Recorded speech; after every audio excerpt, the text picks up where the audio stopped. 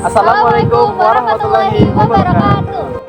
Kami dari Universitas Muhammadiyah Profesor Dr. Hamka, Univ Pendidikan Biologi. Pada kesempatan kali ini, kami akan melakukan PLP 1, tepatnya di Madrasah Aliyah Negeri 6 Jakarta. Siapa aja sih anggota kita? Check it out. Hai, saya Dahlia. Hai, saya Rusma. Halo, saya Anissa.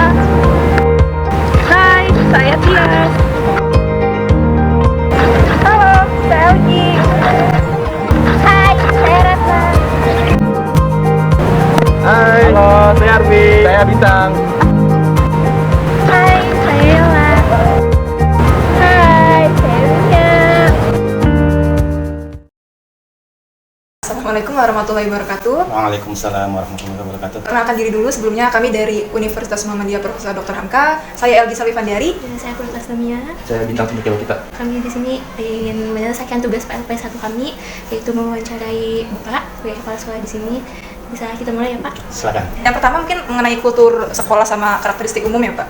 Di dalam sekolah ini bagaimana karakteristik umum peserta didiknya gitu Pak? Kalau bicara karakter, yang jelas ini kan SMA plus agama ya, Ya, yang betul, disebut dengan Madrasah Aliyah Negeri 6 Ya. Jakarta. Otomatis karakternya lebih cenderung kepada karakter yang Islami ya, di mana mereka itu selalu ditekankan sebelum memulai pelajaran, diawali dengan pembiasaan, tadarus, kemudian sholat duha, ada kultum yang digilir per kelas. Dari situ mungkin sudah terlihat bahwa sekolah yang disebut dengan MAN itu adalah karakternya itu yang Islami. Untuk program yang membentuk karakter peserta didiknya itu di sini ada program apa aja ya Pak? Programnya itu bisa lewat ekstrakurikuler ya, bisa lewat takfiz, itu ada rohis, ada juga PMR, ada juga paskibra, pramuka ya, yang wajib pramuka untuk seluruh siswa. Di situ kan sudah terlihat ya, dengan kegiatan pramuka itu akan membentuk karakter anak yang disiplin gitu ya, baik di dalam kegiatan sehari-hari di sekolah maupun di rumah atau lingkungan masyarakat. Pak, untuk tahfiz itu kegiatannya wajib atau gimana? Dimasukkan dalam jam pelajaran, berarti wajib gitu. Iya. Lanjut ya Pak, dan di sekolah ini kan ada visi misinya ya Pak ya.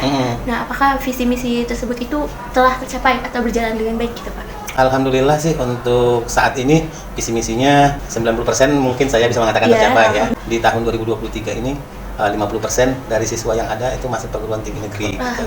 Kalau untuk struktur organisasinya ya Pak, misalkan bisa dilihat di papan di belakang Bapak, itu dibentuknya berdasarkan apa Pak? Untuk memilihnya? Iya, untuk memilihnya. Jadi awalnya kita untuk menentukan unsur-unsur pimpinan seperti di wakil, itu kan ada 4 wakil. Yang pertama wakil bidang kurikulum, kemudian yang kedua bidang kesiswaan, kemudian yang ketiga bidang kehumasan, dan keempat bidang sarana dan prasarana. Kemudian kita menyebarkan Google Form kepada semua guru dan karyawan untuk mencari kandidat untuk bidang-bidang itu.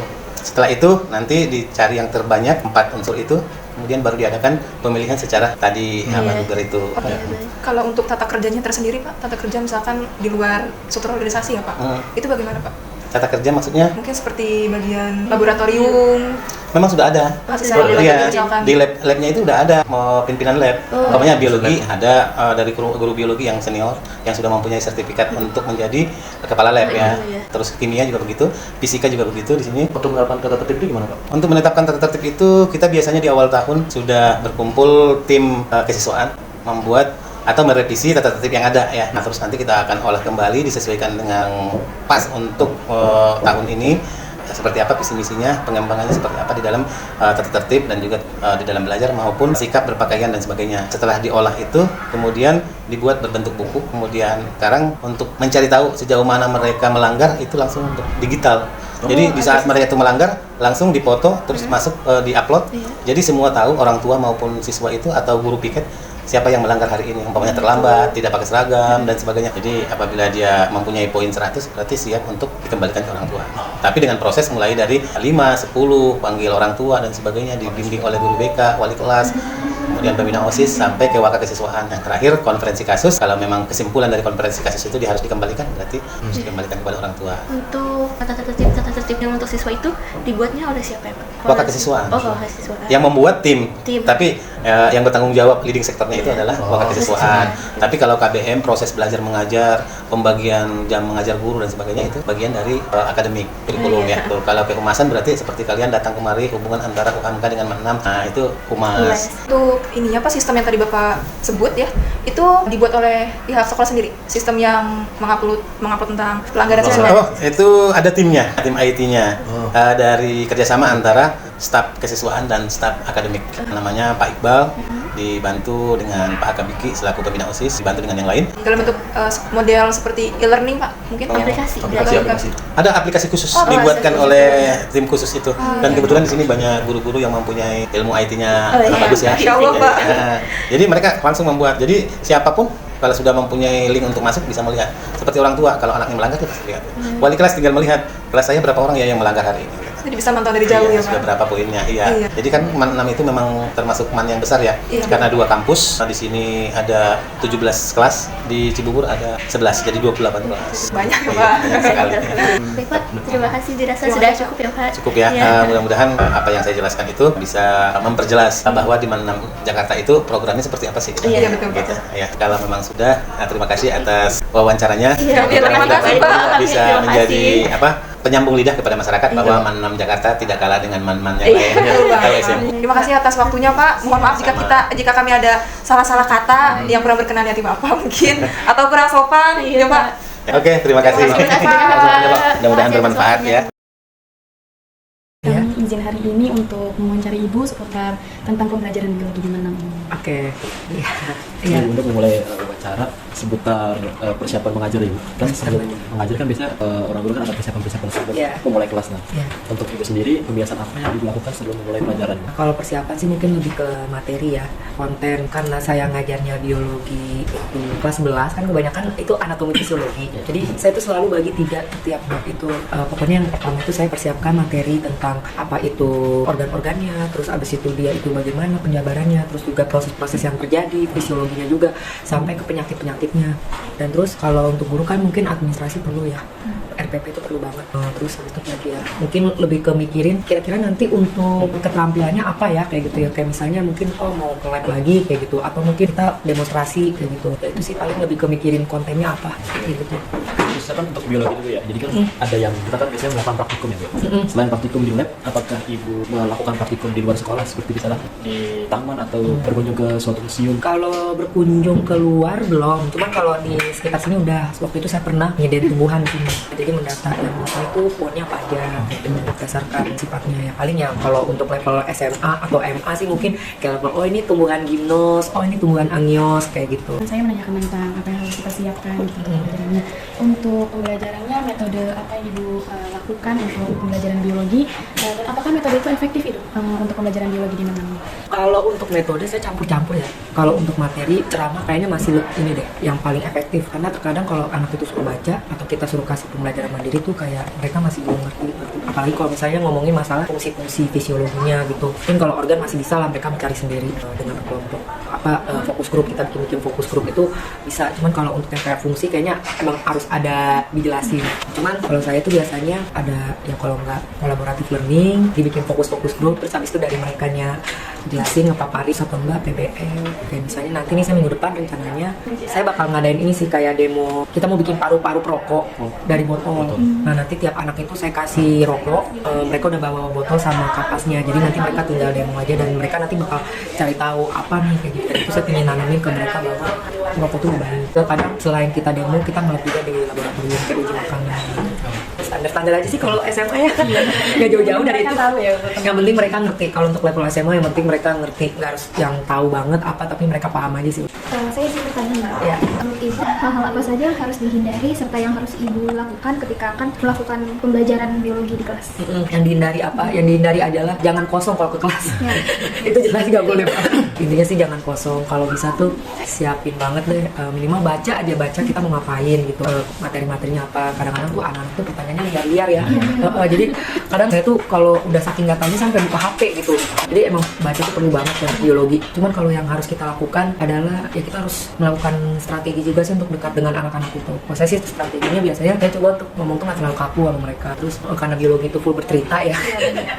Jadi kadang gimana kita mengemasnya itu bisa menarik mungkin gitu loh. Jadi kaitkan dengan hidup mereka gitu. Jadi saya tuh pengen anak-anak itu ketika belajar biologi itu nggak bosen gitu, tapi kayak seru dan mereka pikir oh ternyata biologi itu sedekat itu ya sama kehidupan gue kayak gitu. Kalau saya emang mohon maaf ya kalau emang agak vulgar ya saya udah disclaimer dulu di awal. Mohon maaf nih gue agak vulgar nih, cuman ini demi kalian yang materi reproduksi kan. Itu harus apa ya, pasti hati-hati, terus pertanyaannya liar-liar, dan ternyata anak-anak itu lebih tahu dari saya waktu SMA gitu. Mungkin karena adanya TikTok atau apa gitu, jadi mau nggak mau ya saya juga harus, kalau untuk anak sekarang harus buka-bukaan juga gitu, tapi harus disclaimer berkali-kali gitu. Jadi gimana caranya kita untuk bisa nyampein ke mereka di situ gitu, sama semenarik mungkin bikin konten pembelajaran.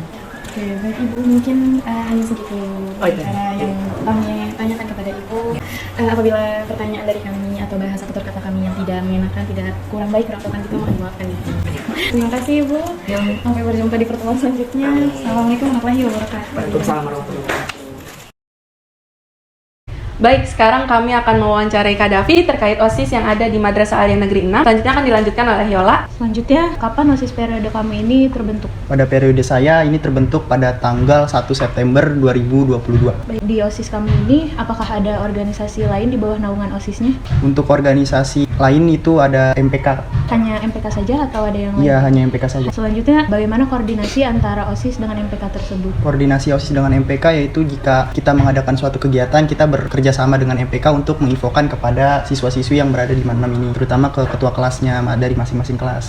Pertanyaan selanjutnya itu terkait apa saja struktural pengurus OSIS di Manam ini? Untuk struktur OSIS itu ada ketua OSIS, wakil ketua OSIS, sekretaris 1, sekretaris 2, bendahara 1, bendahara 2, dan kita membagi beberapa divisi, yaitu divisi keagamaan, divisi bela negara, divisi administrasi dan kesekretariatan, divisi kreativitas dan seni, divisi olahraga, dan yang terakhir ada divisi sosial. Berarti lumayan banyak ya divisinya. Baik, untuk pertanyaan selanjutnya itu mengenai proker yang sedang dijalani oleh OSIS di Manam ini. Nah, bagaimana sih proses perancangan proker yang akan dilaksanakan oleh OSIS? Saya merancang proker dengan wakil saya, dan sehabis itu kita berkoordinasi dengan BPH OSIS untuk menginfokan kepada anggota-anggotanya, sehingga anggotanya tahu bahwa kita membuat beberapa proker. Baik, kira-kira proker apa saja yang akan diadakan oleh OSIS, atau proker apa aja sih yang sudah dilaksanakan oleh OSIS tersebut? Untuk proker yang OSIS buat yaitu ada mengadakan program literasi Kak, dan baru berjalan kemarin di hari Jumat. Terus ada kegiatan Maulid Nabi yang sudah kita laksanakan, ada memperingati Hari Batik, itu lomba fashion show di lapangan yang sudah kita laksanakan kemarin juga. Mungkin nanti ada buka puasa bersama di festival Ramadan di lapangan. Terus ada kerja bakti buat membersihkan lingkungan Manam ini, karena kemarin kita mengikuti lomba LSS, lomba sekolah sehat. Terus dan yang terakhir ada lomba kerajinan tangan, itu juga udah kita laksanakan di bulan bahasa kemarin. Berarti cukup banyak ya proker yang dilaksanakan oleh OSIS Manam ini. Selanjutnya itu ada nggak sih cara untuk bagaimana cara OSIS kalian ini mencari sumber dana untuk kegiatan yang akan diadakan? Untuk masalah dana, yang pertama kita terutama membuat proposal dulu ya Kak. Habis itu kita ajukan ke pembina OSIS, lalu ke wakil kepala siswaan. Habis itu nanti kita berkoordinasi, bertanya-tanya gimana acara yang mau kita adakan. Habis itu nanti pasti sekolah bakal menyumbangkan setengahnya. Jika kita kekurangan dana, kita bisa memakai duit kas OSIS atau kita danusan seperti kelas meet kemarin. Oke, baik. Berarti itu untuk cara-cara mencari sumber dana untuk kegiatan yang akan dilaksanakan gitu. Iya. Baik, pertanyaan selanjutnya. Oke, ini kita juga udah ngomongin masalah proker, kegiatannya udah dijelasin juga. Gimana sih selama ini kinerja dari OSIS itu sendiri? Untuk kinerja OSIS sendiri pada periode saya itu cukup baik, karena kemungkinan banyak juga anggota-anggota yang sudah kita rapatkan setiap minggunya, bahkan setiap bulan sekali untuk membahas materi-materi yang kita sampaikan. Akan tetapi ya masih ada beberapa anak yang mungkin dia masih kurang paham gimana cara OSIS sendiri kerjanya. Selanjutnya, berapa besar peran OSIS untuk memajukan sekolah ini? Untuk peran cukup besar, karena mungkin kita menampung aspirasi siswa-siswa ya. Pengennya apa di sekolah ini, mungkin kayak seperti fasilitas, terus lomba-lomba yang belum terlaksana di sini. Baik, mungkin untuk pertanyaan penutup juga, apa sih harapan sebagai ketua OSIS di Man 6 ini? Harapan untuk pengurus maupun sekolah ini seperti apa untuk depannya? Untuk harapan di sekolah ini sebenarnya nggak banyak Kak, karena emang cukup kita membutuhkan fasilitas yang memadai, dan yang kedua dana untuk mengadakan sebuah kegiatan. Baik, sekian wawancara pada hari ini. Terima kasih banyak untuk Kak Davi atas luangan waktunya untuk wawancara pada hari ini. Semoga OSIS Man 6 kedepannya bisa semakin bersinergi, lebih baik lagi, lebih kompak lagi. Sekian wawancara pada Ketua OSIS Madrasah Aliyah Negeri 6 pada hari ini. Kami pamit undur diri. Wassalamualaikum warahmatullahi wabarakatuh.